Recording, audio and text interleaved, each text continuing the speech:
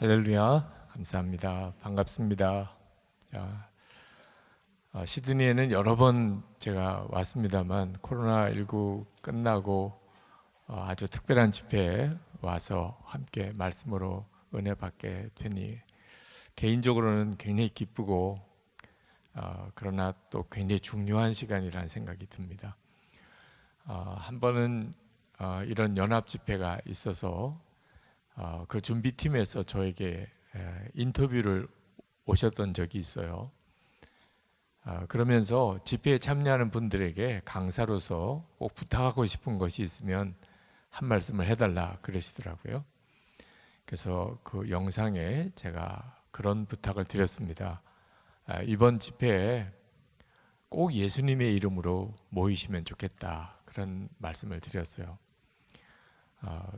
오늘도 우리 이 교민 집회가 3번, 오늘, 내일, 모레 3번 있는데 꼭 그 부탁을 드리고 싶어요. 강사가 제주만 이 집회는 저를 위한 집회도 아니고, 그리고 그렇다고 해서 여러분들을 위한 집회도 아니고요. 사실은 예수 그리스도가 우리 가운데서 영광 받으시고 주님이 친히 말씀하시고 주님이 친히 역사하셔야 될 집회입니다.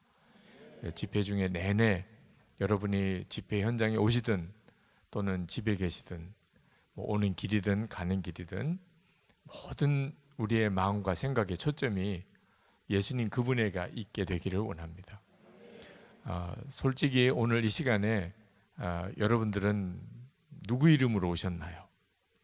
예수님 말씀하시기를 마태복음 18장 20절에 두세 사람이 내 이름으로 모인 곳에 나도 그들 가운데 있겠다 하셨거든요. 우리가 예수님의 이름으로 모이면 주님의 임재하심의 역사가 굉장히 강하게 나타납니다. 근데 안타깝게도 제가 매번 이렇게 집회를 가보면 예수님의 이름으로 모이기보다는 강사 이름으로 모이는 일이 많고, 또는 그 교회 이름으로 모이는 일, 또 그 목사님의 이름으로 모이는 일, 또는 뭐 부모님이나 또는 같은 교우 이름으로 집회에 오시는 경우가 대부분이시더라고요. 우리는 이번 집회는 정말 예수님의 이름으로 모여서 주님의 역사가 있는 집회가 되기를 정말 원합니다.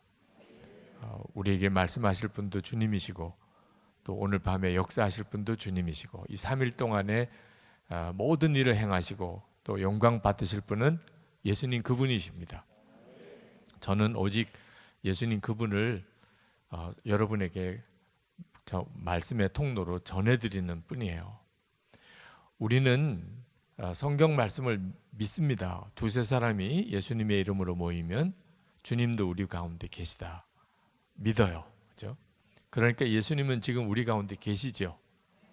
다 우리가 믿어요. 그런데 실제로는 또 안 믿어요. 예수님이 정말 우리 가운데 계시면 우리는 정말 기절초풍할 일이죠. 예수님이 여기 계십니다. 그렇죠? 그러면 이상한 사람 취급받아요.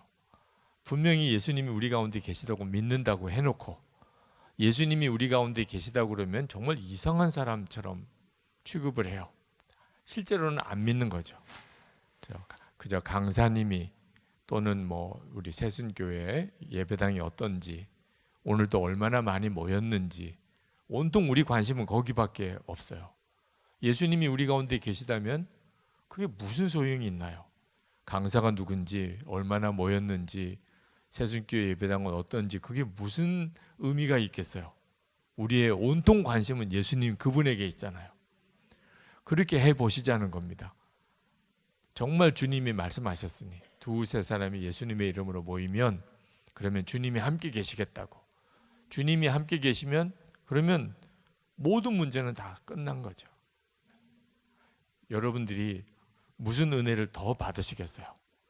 예수님을 바라보는 눈이 뜨이고 나면, 그러면 여러분이 가지고 있는 모든 문제의 답은 사실 예수님 그분에게 있는 겁니다. 우리에게는 어려운 일이 많아요. 코비드-19 때문에 지난 2년 동안도 앞으로도 상당히 어려움이 많을 거라고 예상이 됩니다. 지금도 여전히 그 문제로 어려우시고, 환경 문제로 인한 기후변화도 우리에게 굉장히 참 곤혹스러운 일이죠. 한국도 태풍이 얼마 전에 큰 태풍이 지나가고 또 태풍이 올라온다는 이야기를 듣습니다. 그러나 힘들다, 어렵다, 죽겠다 이런 말 하면 안 된다고 생각해요. 아무리 힘들고 어려운 일이 많아도. 여러분, 우리가 하는 말은 그대로 우리의 믿음입니다. 우리가 하는 말을 하나님이 들으세요. 그리고 마귀도 들어요. 우리가 하는 말을 통하여 하나님께서도 영광 받으시고, 그리고 우리가 하는 말을 통하여 마귀가 춤을 출 수도 있어요.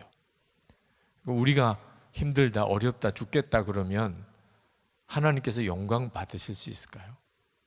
솔직히 말씀드리면 호주만큼 크리스찬들이 살기가 좋은 곳이 또 이 세상에 있을까요? 지금 여러분들이 사는 이 여건처럼 만약에 우리가 힘들면 북한에 있는 지하교회 성도들은 뭐라고 이야기를 해야 돼요? 지금 중국에 있는 우리 같은 믿음의 사람들, 그리스도인들, 그 핍박당하는 중국에 있는 성도들은 지금 호주에 있는 우리가 힘들면 그러면 그 중국에 있는 성도들은 뭐라고 해야 돼요? 한국에 복음이 전해졌던 그 당시 때 그때의 그리스도인들, 지금 우리가 힘들면 그때 그리스도인들은 그들의 형편을 뭐라고 설명해야 돼요? 초대교회 당시 때로 돌아가 봅시다. 우리는 사실 힘들다는 말을 할 자격도 없는 사람들이에요.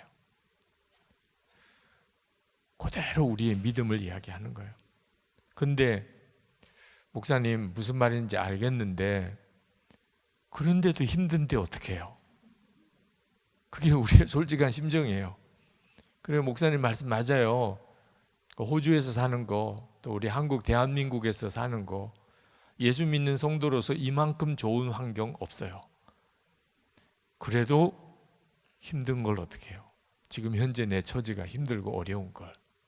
이유를 아셔야 돼요. 왜 우리가 이렇게 좋은 여건 속에 사는데도 힘들게 느껴지고 어렵게 느껴지는지. 우리와 함께 하시는 예수님을 실제로 믿지 못하기 때문입니다. 두세 사람이 내 이름으로 모인 곳에 나도 그들 가운데 있겠다고 말씀하셨지만 실제로 우리는 예수 믿는 사람 두세 사람이 모여도 예수님이 함께 계신 것이 믿어지지 않는 거예요. 예수님께서 제자들에게 이제 승천하시기 전에 아주 엄청난 사명을 주셨어요. 모든 민족에게 가서 복음을 전하고 그들에게 세례를 주고 주님의 말씀을 가르쳐 지키게 하라. 실제로 어려운 명령이라면 사실 그런 게 어려운 거죠. 지금도 어려운데 여러분 선교사로 나가라고 그러면 지금도 어렵잖아요. 호주에 사시면서도 선교사 나가라고 그러면 갑자기 가슴이 답답해지잖아요. 그죠?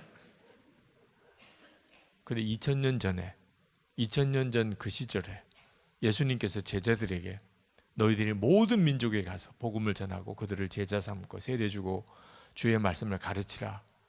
그건 불가능한 일인 거죠. 힘들 정도도 아닌 거죠. 그런데 예수님이 그 위대한 사명, 그 엄청난 사명을 주신 것만 아니고 놀라운 약속도 같이 하셨어요. 세상 끝날까지 항상 너희와 함께 하리라. 그렇게 약속하셨어요.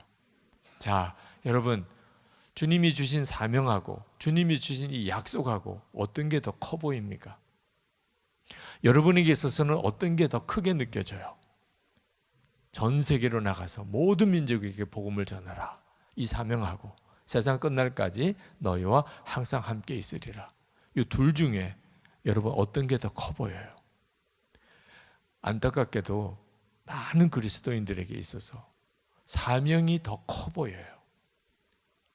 주님이 함께 계시겠다는 약속은 그게 의미가 없는 건 아니지만 그 약속 때문에 내게 주신 사명이 아무것도 아닌 것처럼 느껴지는 것은 아니에요. 여러분 선교사로 가라. 주님이 어느 날 여러분에게 그렇게 부르셨다고 합시다. 너 어디로 선교사로 가라. 그런데 너무 힘들어하니까 주님이 약속하셨어요. 내가 너와 함께 할 거야. 자, 그 말씀 앞에서 할렐루야 이렇게 됩니까? 여러분, 여러분의 가정을 복음화하라. 아무에게 복음을 전하라. 도무지 전도하기 힘든 어떤 사람, 도무지 복음이 전해지지 않는 집안에 네가 그 집안의 선교사야. 주님이 그런 사명 주셨어요.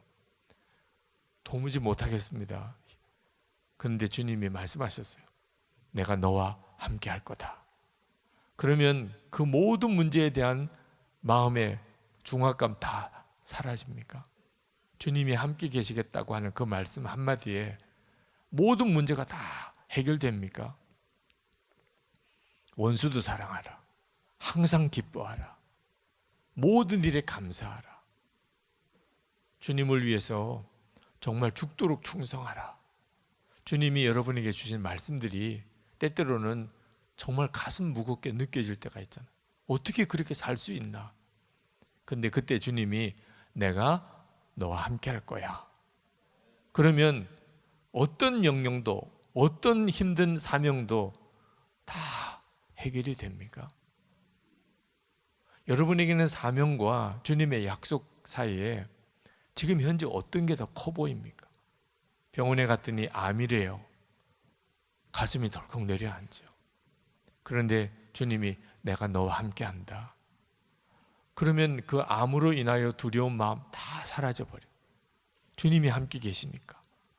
주님은 암보다 크시잖아요. 그렇습니까? 주님이 나와 함께 계신 건 알아요. 늘 같이 계신 것도 믿어요. 그런데 여전히 암이라 그러면 가슴이 꽉 무너져요.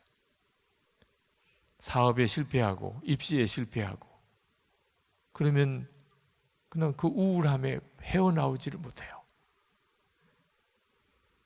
우리들의 문제가 뭔지 코로나19로 인해서 확연하게 드러났어요. 한국 교회도 우리 호주에 있는 모든 교회 성도들도 코로나19로 우리가 진짜 예수님 믿는 사람 맞는지 우리는 정말 그렇게 믿었어요. 예수님은 내 안에 계시다. 그런데 실제로 교회 예배당에서 못 모이게 되니까 목사님도 만날 수가 없고 성도들도 만날 수가 없고 이제는 그저 온라인으로만 영상으로만 예배 드려야 되고 그런 세월이 1년이 지나고 2년이 지나고 그러다 보니까 마치 예수님 마음에 계신 것을 안 믿는 사람인 것처럼 신앙적으로 방황하는 사람이 너무너무 많아진 거예요. 우리는 그동안에 예수님이 마음에 계시다고 믿었어요. 세상에 이런 믿음을 가지고 있는 종교가 없어요. 불교 신자는요, 부처가 마음에 있다고 말 안 해요. 무슬림들은 마호멧이 마음에 있다고 말 안 해요. 유림들은 공자가 마음에 있다고 말 안 해요. 그런데 우리 그리스도인들은 예수 그리스도께서 내 마음에 계시다고 말해요. 그렇게 믿어요. 이건 엄청난 믿음이에요. 예수님이 내 안에 계시다. 그럼 뭐가 문제가 돼요? 도대체 무엇 때문에 우리가 힘들 이유가 있어요? 근데 머리로만 그렇게 생각하지 실제로 믿는 게 아니라는 거예요. 초대교회 당시 때는 실제로 예수님이 함께 계시다는 그 약속이 훨씬 컸어요. 사실 초대교회 당시 때는 성경도 없었어요. 신학교도 없었죠. 그러니 당연히 목사님도 안 계시죠. 세상에 그들이 어떻게 신앙생활을 제대로 할 수 있었겠어요? 아니 그런 형편인데 무슨 선교를 어떻게 합니까? 선교사 파송해주는 교회도 변변히 없고 그렇다고 선교비를 보내줄 수 있는 형편도 아니고 선교지로 가다가 죽을 일이 거의 대부분이에요. 선교지에 가서도 살아남기가 어려워요. 말할 수 없는 핍박.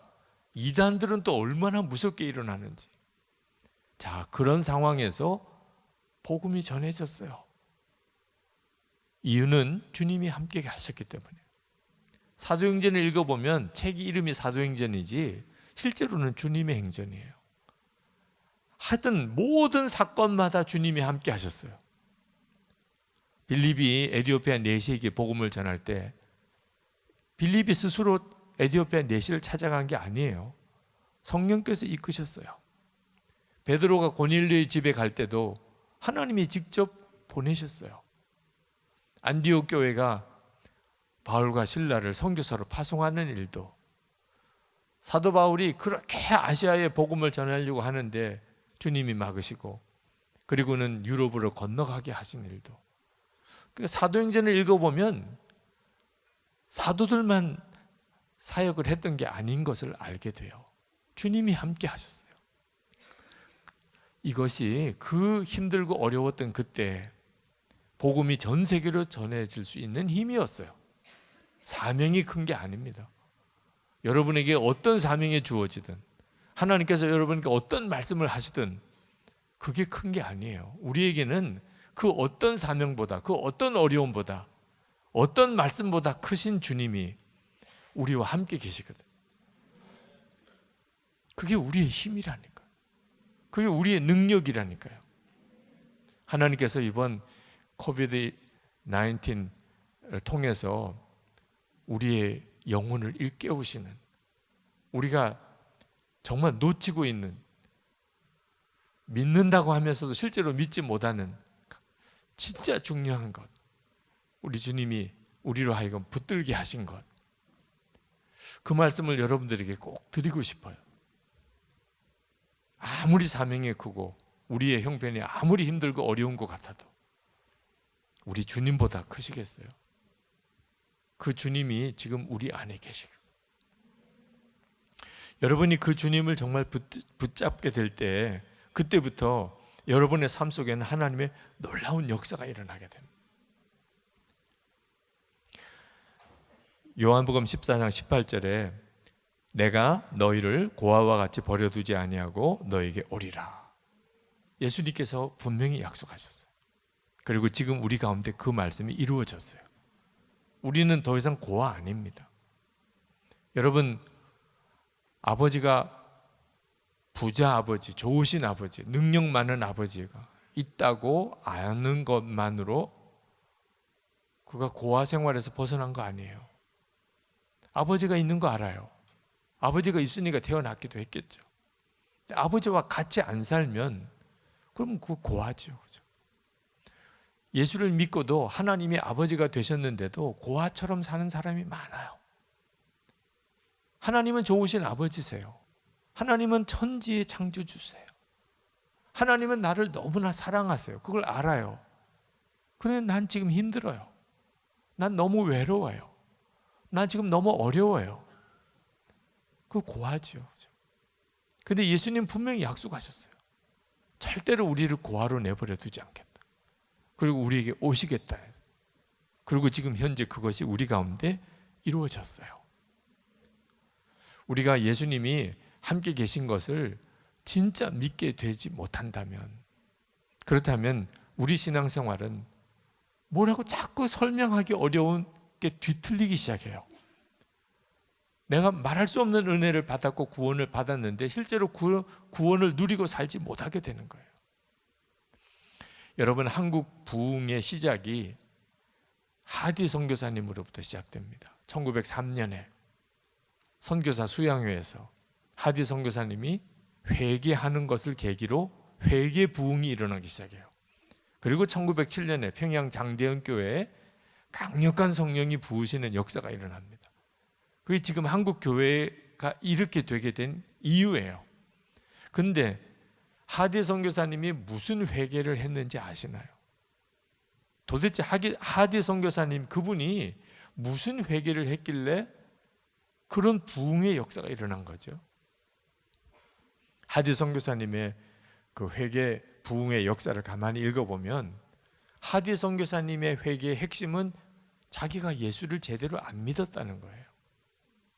이건 말도 안 되는 거예요. 20대 때 의사였던 그분이 모든 편안한 삶, 미국에서 누릴 수 있는 삶 다 포기하고 그때 당시에 세계에서 가장 힘들고 어려웠던 나라, 조선이라는 나라에 선교사로 온 분입니다. 그런데 그분이 예수를 안 믿었다니.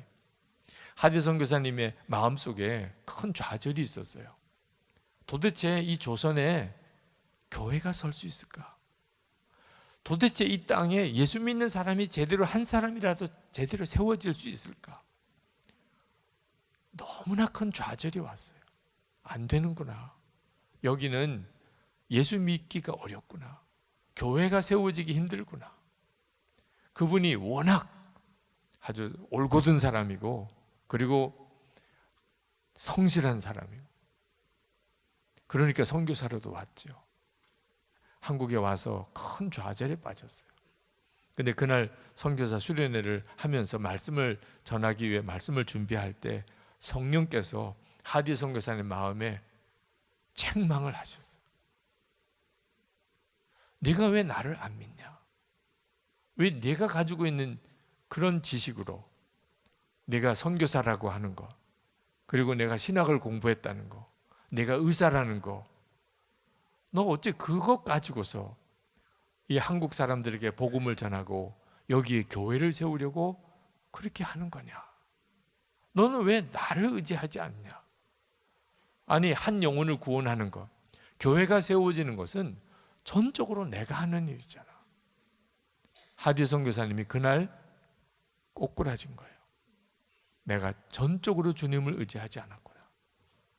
내가 가지고 있는 지식이나 내 경험이나 선교사라는 거, 신학을 공부했다는 거, 의사라는 거, 그거로 무언가를 한국 사람들을 구원하고 교회를 세울 수 있다고 생각했었구나. 성령께서 선교사님 수련회 때 그 고백을 선교사님들이 하라고 하셨어요. 그래서 한국 교회가 제대로 서지 못하고 예수 믿는 사람이 제대로 변변히 일어나지 못하는 이유는 전적으로 제 잘못입니다. 제가 예수님을 전적으로 의지하지 않았기 때문에, 저는 모든 일에 주님이 함께 계시고 주님이 나를 통해 역사하신다고 그렇게 믿고 사역을 하지 못했습니다. 그래서 안 된 겁니다. 선교사님들이 엄청 충격을 받았어요. 실제로 자기들도 그렇게 하고 있었으니까. 예수님을 믿는데 실제로는 주님을 의지하지 않는, 그게 선교사님들 사이에 회개가 됐어요. 주일에 교회, 한국 교회로 다 돌아가서 한국 교인들 앞에서 다 회개했어요. 여러분들이 예수 제대로 못 믿는 이유는 선교사들인 우리들이 실제로 예수님을 전적으로 믿고 의지하지 않고 살았고 있었기 때문입니다. 한국 교인들이 얼마나 난감했을까. 우리가 예수 제대로 못 믿는 이유가 저 선교사님들 자기들 때문이라고 저렇게 회개하니 한국 교인들 안에 회개가 터졌어요. 그렇게 시작된 회개 부흥이 1907년 평양 장대현교회 부흥까지 이어진 거예요. 여러분, 1903년 그때 당시에 우리 대한민국에 가장 예수를 잘 믿는 사람을 꼽으라면 아마 하디 선교사를 꼽을 거예요. 그런데 그 사람이 예수를 제대로 안 믿었다는 거예요. 세상에 이런 모순이 어디 있습니까? 자, 오늘 이 시간에 이 자리에 다 예수 잘 믿는 분들만 모였어요. 이 시드니 땅에 예수 잘 믿는 사람들만 오늘 저녁에 다 모였다니까. 그런데 우리가 지금 정말 회개해야 될 게 뭐죠? 정말 내가 예수를 믿고 살았나? 예수님은 내 안에 계시다고 하시고, 그리고 세상 끝날까지 나를 떠나지 않겠다고 하셨어요. 우리는 그 약속에 의해서 지금까지 신앙생활에 온 거예요. 그런데 왜 나는 문제가 더 커 보이죠? 왜 나는 사명이 더 커 보이죠? 어려운 일들이 왜 나는 더 커 보이죠? 예수님은 내 안에 계신데 나는 도대체 어떤 예수를 믿고 있길래 도대체 나는 이렇게 신앙생활을 하고 있는 거예요? 여러분, 존 웨슬레나 조나단 에드워드나 이런 분들의 회심의 사건을 가만히 읽어보면 그분들이 회심하기 전 상태가 우리보다 믿음이 더 좋아요.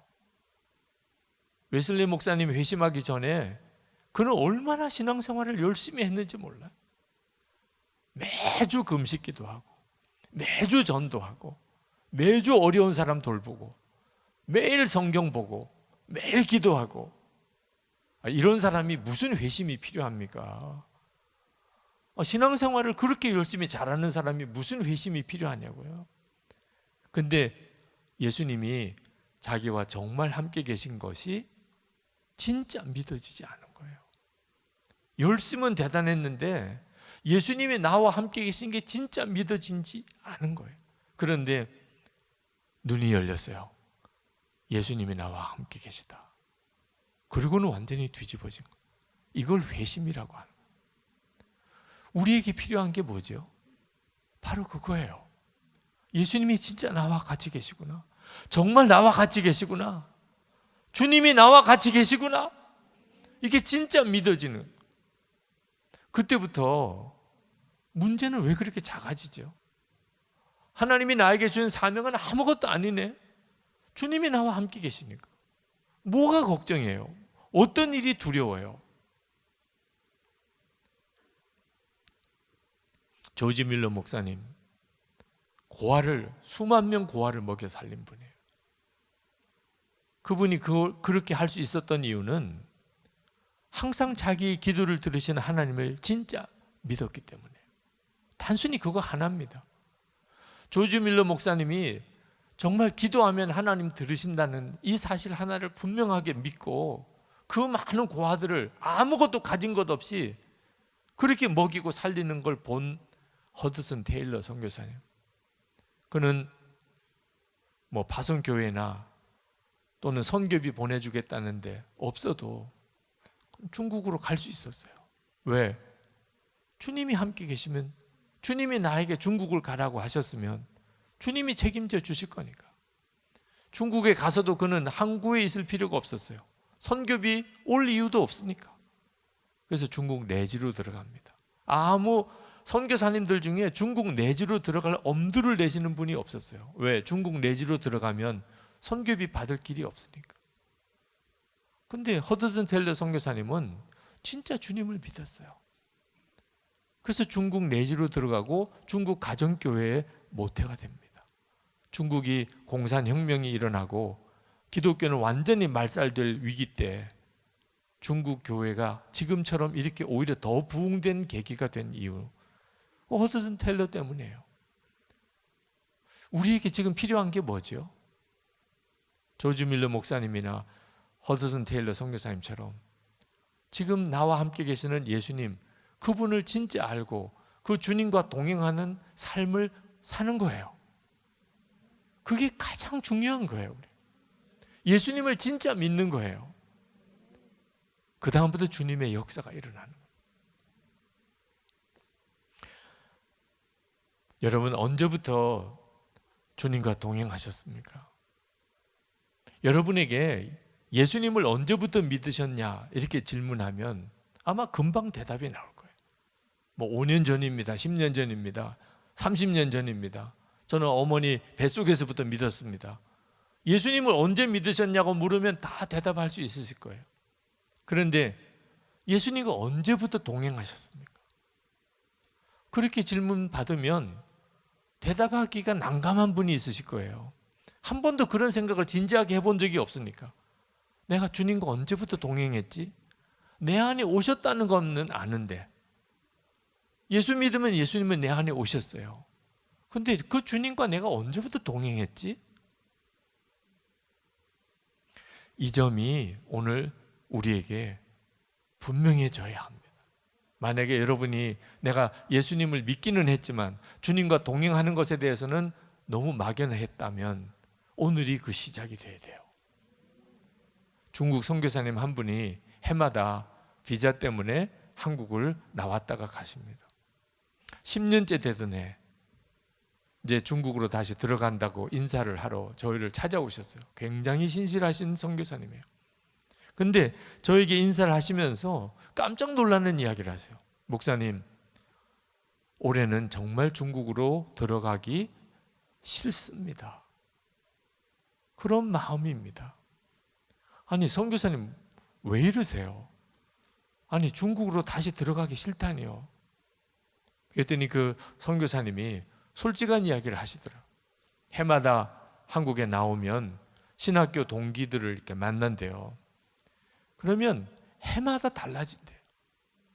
아는 것도 많아지고 목회 사역도 커지고 교회도 큰 교회 담임자가 되고 신학교 교수도 나오고, 아니 같은 신학교에서 공부했는데 나와서 1년 만에 이렇게 만나보면 아는 것도 많아지고, 그리고 설교도 잘하고 또 사역도 커지고. 근데 자기만 완전히 촌사람이더래. 1년 동안 중국에 들어가서 공안의 눈치를 봐가면서 한 번 제대로 설교 한 번 못 해보고, 한 사람 두 사람 전도해서 그 사람 데리고 1년 내내 그 사람 양육하고 숨어 다니다가 다시 또 한국에 나오면, 자기는 한 번 제대로 설교자도 경험도 없는데 신학교 동기들은 1년 지나고 나니까 어쩌면 다른 사람들이 다 되어 있는지. 그래서 중국에 다시 들어갈 때가 되면 마음에 나는 또 썩으로 들어가는구나, 그런 생각이 들었다는 거죠. 이번에 이제 다시 한국을 나와서 중국을 이제 내일이면 들어가는데, 목사님 솔직히 정말 들어가기 싫습니다. 제가 그 선교사님에게 그렇게 말씀드렸어요. 선교사님, 이제 중국에 들어가셔서 열심히 사역하시면 안 됩니다. 선교사님이 깜짝 놀라요. 파송교회 목사님이 선교사한테 열심히 사역하면 안 된다고 그러니까 무슨 말일까 싶은 생각이 드는 모양이에요. 선교사님이 들어가서 예전에 하는 것처럼 열심히 사역만 하시다가 보면 앞으로 선교사님 마음 못 주십니다. 이제 선교사님 하시는 일은 중국에 들어가서 거기서 항상 주님을 바라보는 것이 선교사님 하실 모든 일입니다. 선교사님이 선교하는 거 아닙니다. 예수님께서 선교사님을 통해서 거기에 현지인들을 만나고 영혼을 구원하고 거기에 교회를 세우는 거예요. 그러니까 선교사님이 하실 일은 가서 아침에 눈을 뜨면 그러면 주님을 바라보는 거예요. 주님을 찬양하고, 그리고 오늘 하루도 주님과 함께 그곳에서 사람을 만나고 복음을 전하고 주님이 가시는 곳에 가고 주님이 하시는 일을 하고, 그게 전부예요, 선교사님. 그리고 저녁이 되면 그날 하루 종일 주님을 바라보며 주님과 동행했던 것을 기록하시고, 그리고 주님께 하루를 감사하며, 그리고 잠자리에 드시는 거예요. 선교사님이 이제부터 중국에 들어가서 하실 일은 그거밖에 없어요. 주님 바라보고 주님과 함께 그냥 지내시는 거예요. 주님이 하시는 일을 하고 주님이 가시는 곳에 가고 주님이 만나려는 사람 만나고 주님이 하고 싶은 말을 하고, 그렇게 1년을 지나고 그걸 매일 기록하시고 돌아오세요. 그러면 선교사님을 만난 동기 목사님들이 선교사님에게 그렇게 이야기할 겁니다. 당신은 어떻게 그렇게 주님과 가까우세요? 당신은 어떻게 그렇게 주님이 하시는 말씀을 들으세요? 우리 교회에 오셔서 지금 당신이 나한테 이야기했던 그 이야기를 우리 교인들에게 좀 해주세요.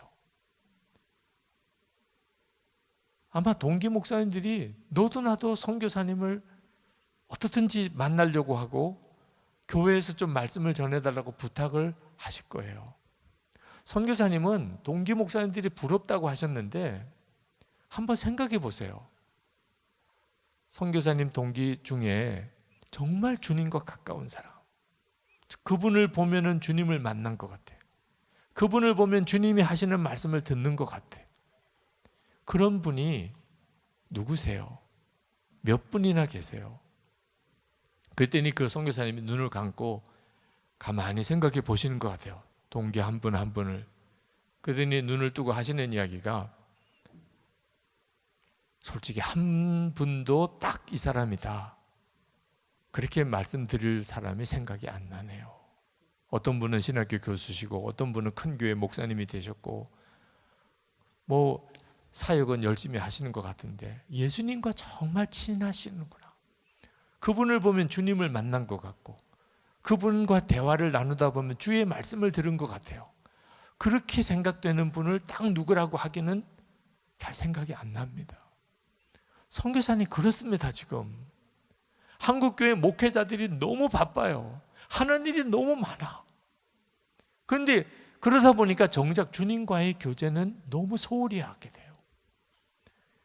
목회 경력도 많아지고 담임하는 교회 교세도 커지고 지위도 높아지고 사역도 많아지기는 했는데 정말 주님과 동행하는가? 그 점에 대해서는 한국교회 목회자들이 너무 영적으로 메말라 있습니다. 선교사님이 차라리 훨씬 좋은 여건이에요.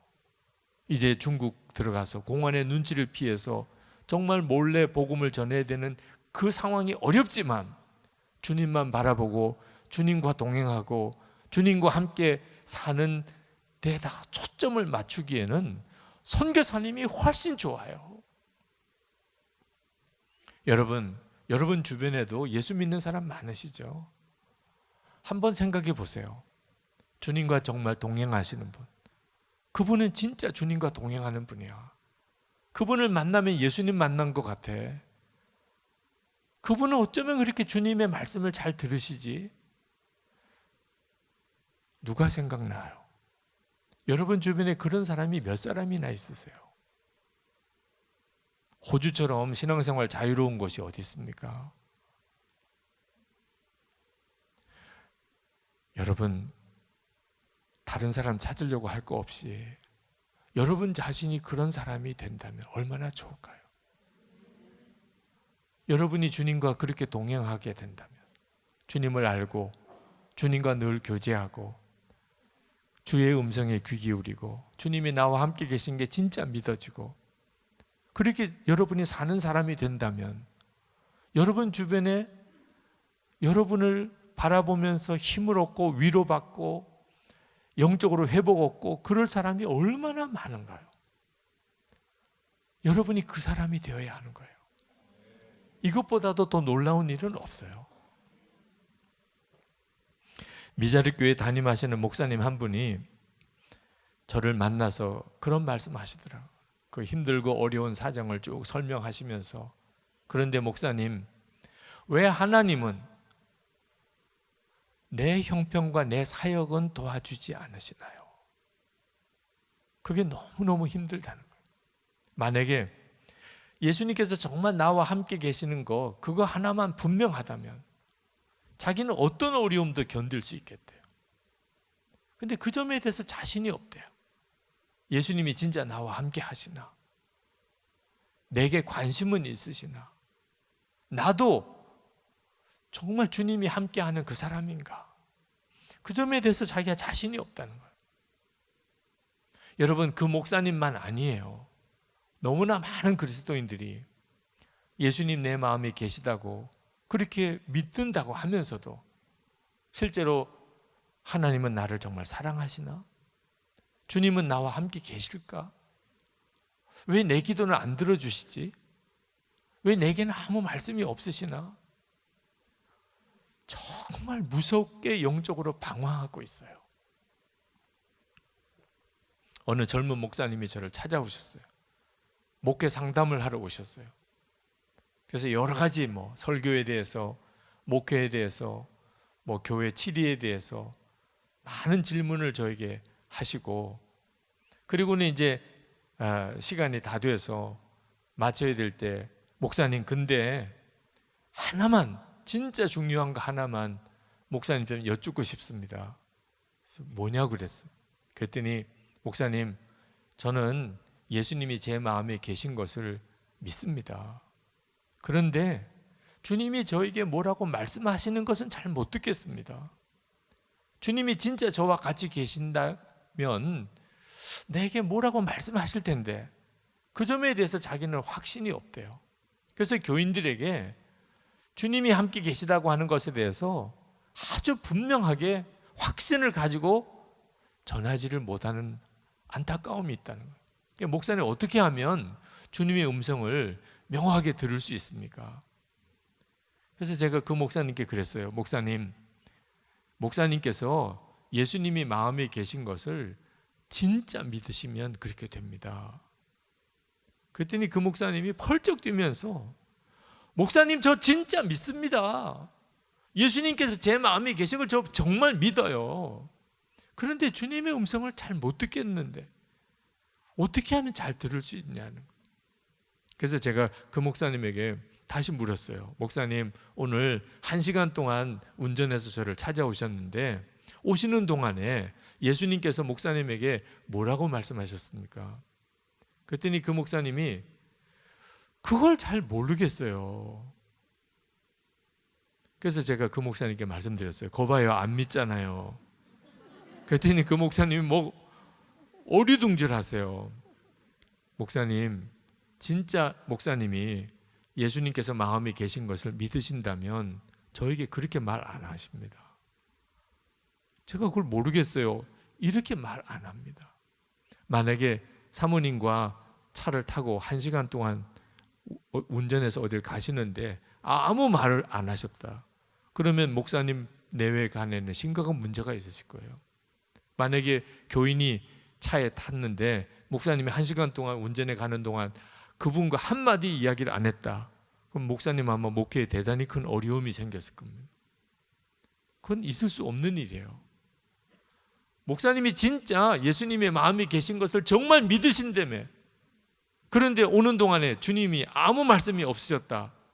그러면 목사님이 저에게 아마 정말 부들부들 떨면서 이야기하실 거예요. 주님이 저에게 아무 말씀이 없으셨어요. 정말 목사님이 사색이 되셔서 이야기해요. 주님이 저에게 아무 말씀이 없으셨어요. 근데 목사님은 저에게 너무 편안하게 이야기하시더라고요. 글쎄 말이에요, 저는 아무것도 못 듣겠어요. 진짜 믿으시는 사람은 그렇게 말 안 합니다.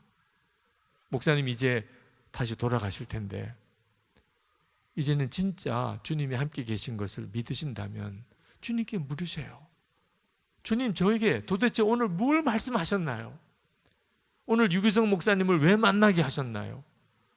대화 중에 도대체 주님이 듣게 하시려고 한 게 무엇인가요?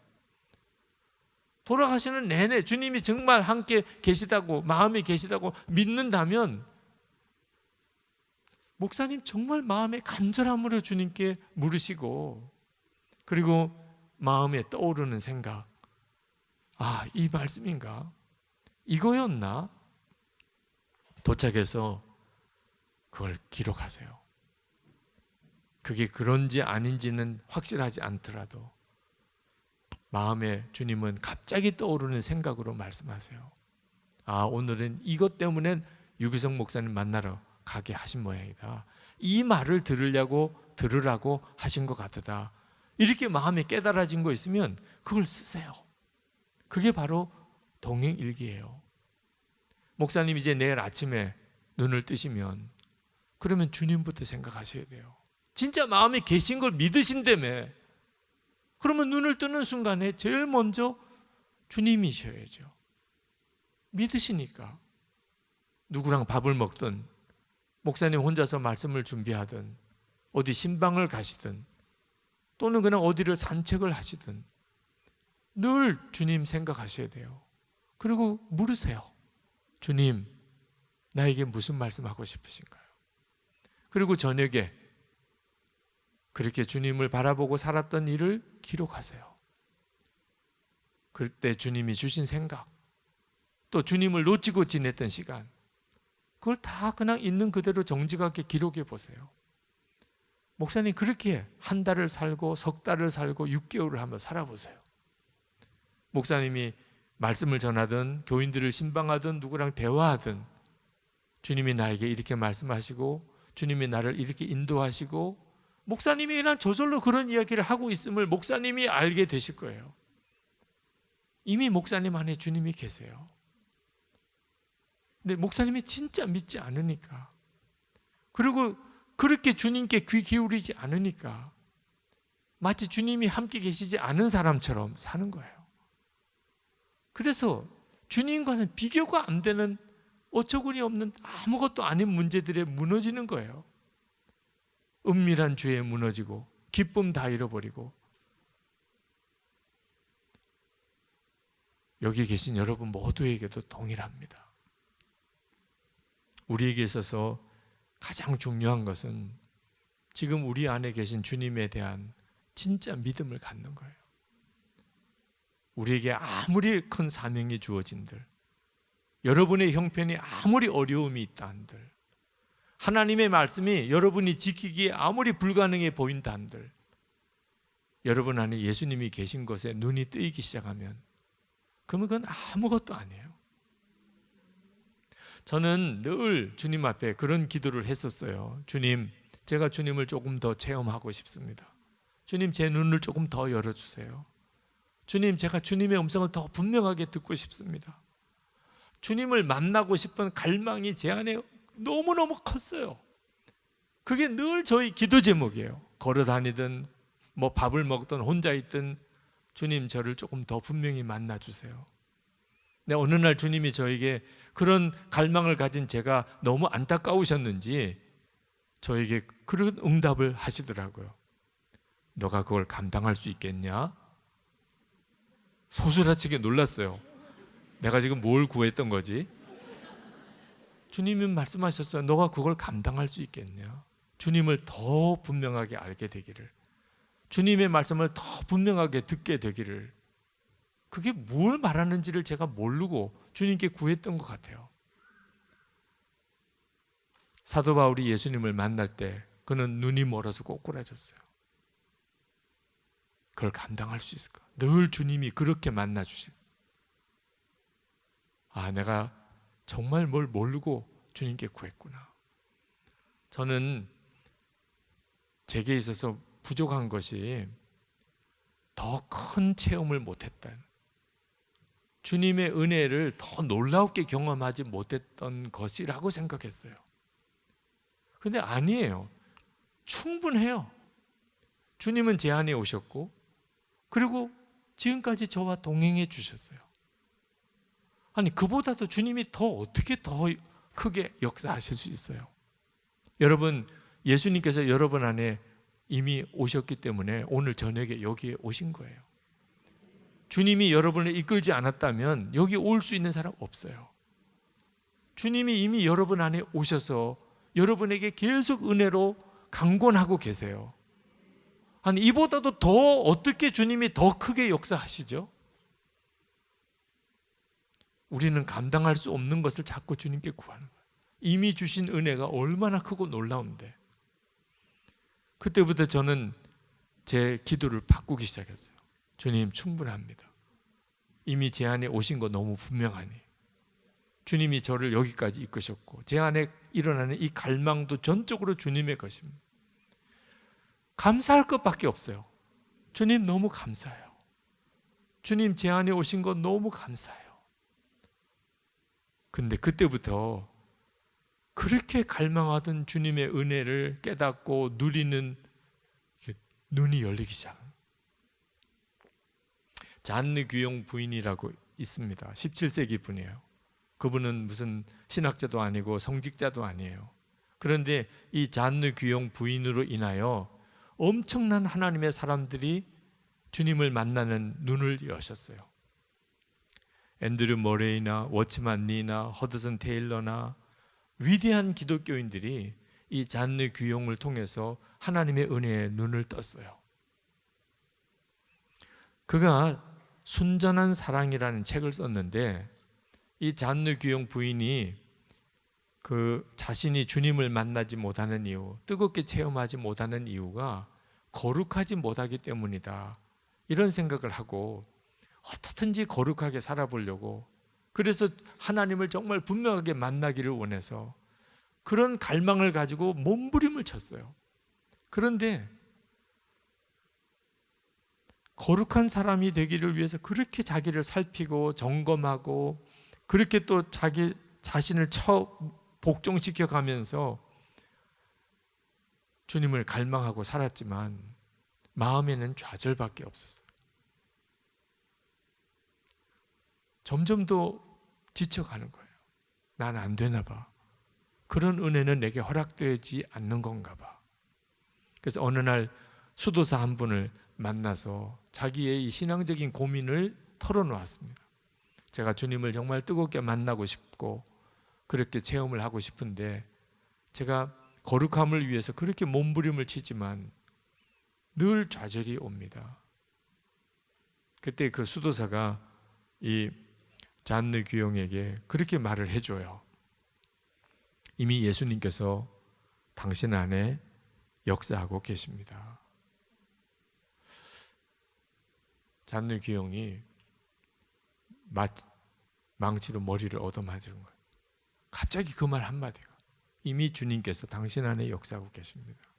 자기 안에 있는 그 사모함, 자기 안에 있는 그 열망, 자기 안에 있는 그 안타까움, 그게 다 주님의 역사인 거예요. 주님이 그렇게 역사하고 계신 거예요.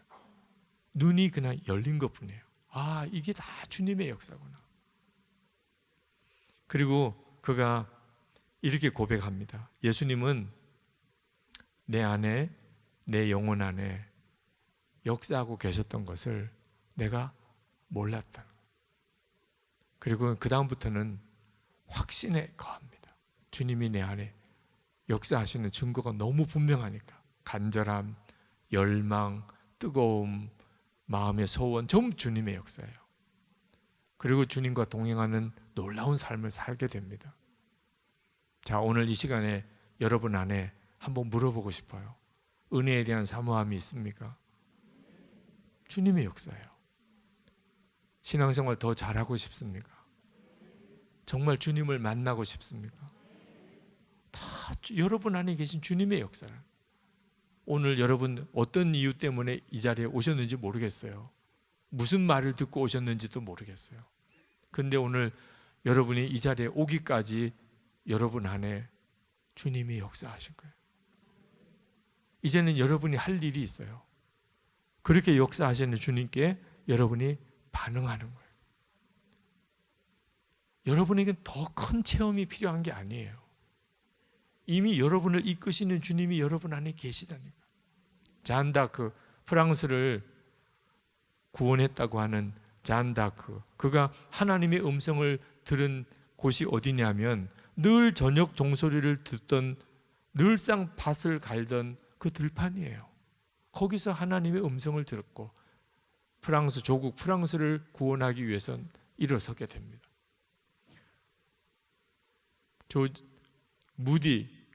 무디가 그가 주님을 만난 자리, 늘 일하던 보스턴의 구두방, 자기 일하는 그 구두 가게예요.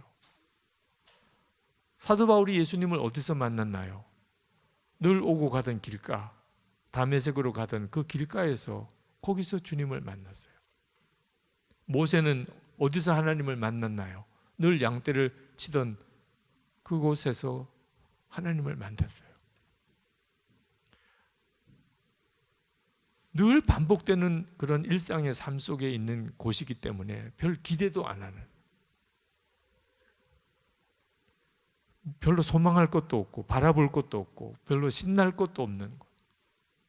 여러분의 거실, 여러분의 주방, 여러분의 침실, 여러분의 직장, 늘 직장에 오고 가던 그런 그 길 운전하고 또는 지하철 타고 오고 가던 그 길, 거기가 다 사실 주님과 여러분이 만나는 자리예요. 늘 가던 예배당, 늘 앉던 그 자리. 왜? 여러분 안에 예수님이 계시니까. 지금도 여러분 안에 계시잖아요.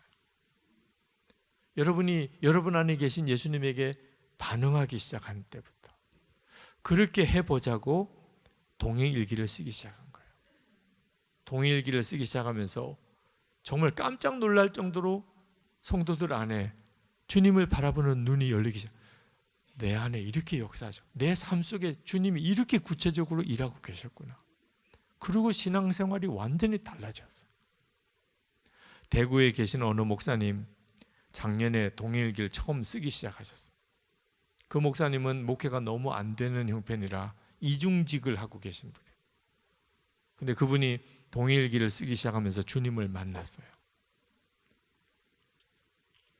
동행일기를 쓰기 시작한 지 40일 되던 때 그분이 쓰신 겁니다. 잠 깰 때부터 잠 잘 때까지 예수님을 생각하면서 오늘도 살고 있다. 예수님이 내 마음에 계신 것이 점점 믿어진다. 동행일기 쓰기 전에도 예수님이 내 안에 있다고 믿었지만 말과 행동이 내 마음대로였다. 그러나 지금은 예수님이 함께 하심이 믿어지면서 말과 행동이 자제가 된다. 아내와의 싸움이 거의 사라졌다. 특히 차만 함께 타고 가면 늘 싸웠는데 동행일기 쓰면서부터 싸우지 않은 지가 벌써 한 달이 넘었다. 일주일에 한두 번 보던 19금 성인 만화도 안 본 지가 한 달이 넘었고 지금은 보고 싶은 마음이 아예 사라졌다. 가장 끊기 힘들 정도로 시간 낭비가 심했던 인터넷 뉴스, 유튜브 보기와 댓글 달기가 이제는 끊어졌다. 동행일기 쓰기 전에도 노력은 해보았지만 되다 안 되다 반복이었다. 그러나 일기를 쓰고 나누니 반복되는 죄를 다시 하고 싶지도 않고 하지 않게 됨을 경험한다. 아내와 딸을 전보다 친절하고 다정하게 대하고 있다. 집안이 평화롭고 화목하다. 아내의 충고나 잔소리를 오래 참게 되고 아내의 잔소리가 내게 필요함을 느낀다. 예수 동행일기를 만난 2021년은 신앙의 분기점이다.